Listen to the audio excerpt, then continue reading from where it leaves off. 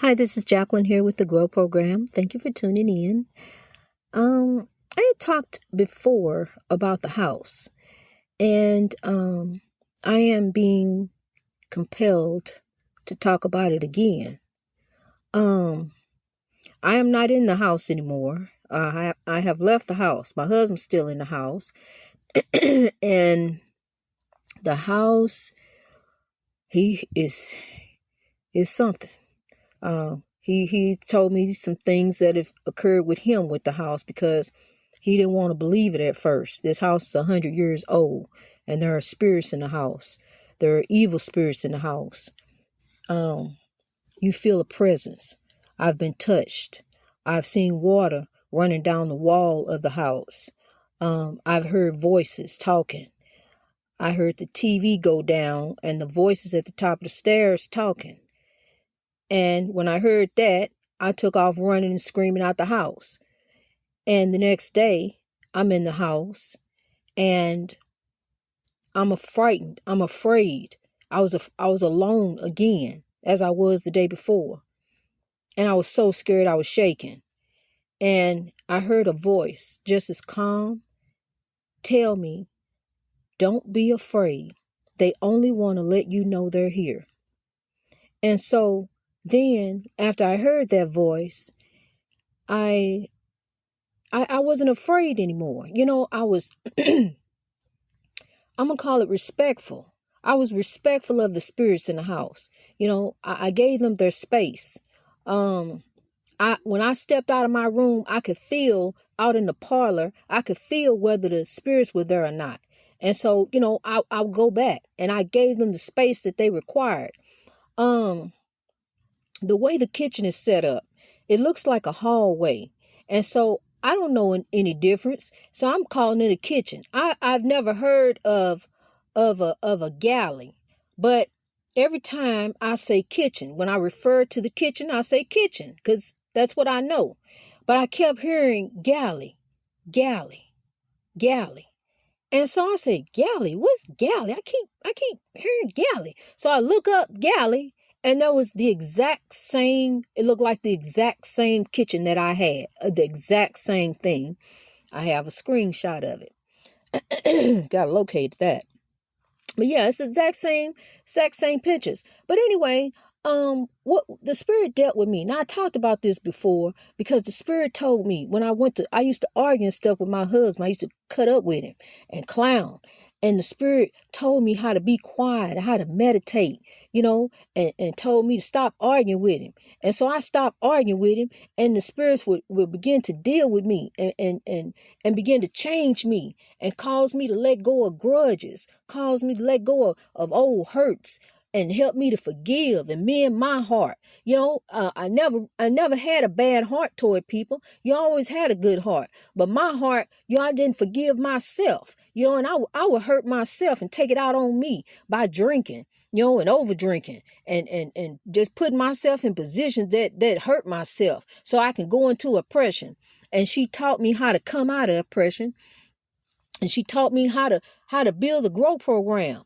and that's where it came from, learning about my African spirituality, asking questions, meditating on questions and getting the answers. You don't sit and talk to somebody that's not there, like I'm talking here, but you meditate in your mind and you think positive thoughts and you begin to live that. You begin to live as you think, like you're doing now.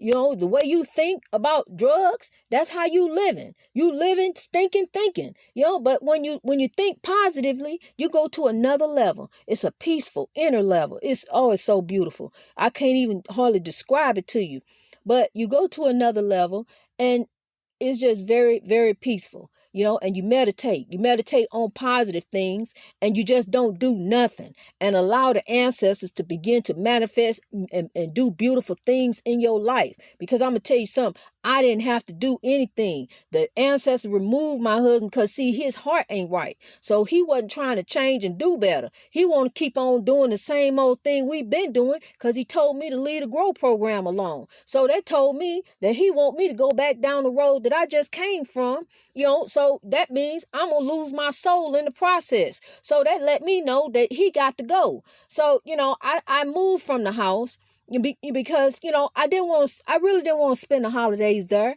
and I meditated on that, and the ancestors prepared a way for me to be able to, after he left, and then I knew once this last time he left that I didn't want to keep going through this with him, leaving every 2 weeks. I was tired of that. So, and praying on my knees and praying that he was going to change and be different, because that's what the church tell me to do, is keep praying over my marriage. Just keep praying. Jesus going to save it. He going to come through. Well, it's over with. I'm out of it and I'm done. And so I'm looking forward to the Grow program. The Grow program is about teaching you how to come out of oppression. It's about teaching you a better way of thinking, and to begin to build wealth in your community. Instead of going out buying rims and Gucci bags, look like you may get another stimulus coming here soon. So instead of doing that, take your money take your money and start saving, start investing, start building in your community, start buying property, buying buildings. What I would like to see happen is I'd like to see some influential people begin to get involved with the Grow program, and where we can really begin to tell people it's time to change your mindset. We 400 years later of coming out of enslavement. We need to come out of enslavement in our minds and the way we think, so that's where we at now. We're not enslaved in chains anymore. We're enslaved in our mind and the way we think. Just because somebody show you some drugs, why you want to take that? You see your brother laying out in the street rolling around out of his mind. Why y'all recording and filming that and putting it on World Star? Why you even want to entertain and look at something like that? Because see what you doing, you manifesting that in your life. That's what's going to be in your life. That's the chaos that you created. So that may be your brother, that may be your sister, that may be your cousin, your uncle. It's going to be somebody, because you manifesting that in your life and you laughing about it and you talking about it and you spreading around. What you need to do is get your brother up out the street. Get the man up out the street and help him. Instead of pushing the record button, call 911. Start talking to people, telling folks, hey, look, this ain't the way. This ain't the way to go. We need to start doing something different. We need to start building back in the community. Is this what we want the young people to look at? Is this what we want our young children to see as their future? Drugs, blight in the community, crime, poverty, gang violence. At some point, people, somebody got to stand up and say, hey, look, it's time out for this. We need to change our mindset, because I'm going to tell you something. They steady making prisons. It's always going to be room for you. You can think that the prisons is packed, but they can pack them even more, and they packing on more time with these federal time. I can tell you all about the federal prison system. It's a system you don't want to go in, because they tack on all your old crimes and put them on with the new crime. You got your baby daddy in the house, that's federal. You going around babysitting, doing these other things, get gang banging, thugging, robbing, stealing, these little things. I mean, you get caught up now. The 2 and 2 add up where it didn't used to add up. It add up now. People starting to wise up. People starting to see things. People starting to know stuff. You think you getting out from under the radar, but you ain't out from under the radar. You got a 9-digit number that follows you everywhere you go, all through life. And they know everything you have done. And the federal system is something you don't want to get involved in. I'm telling you, I can tell you about that. So people, we need to grow. We need to grow. Greatness reached over oppression through wisdom. God bless you.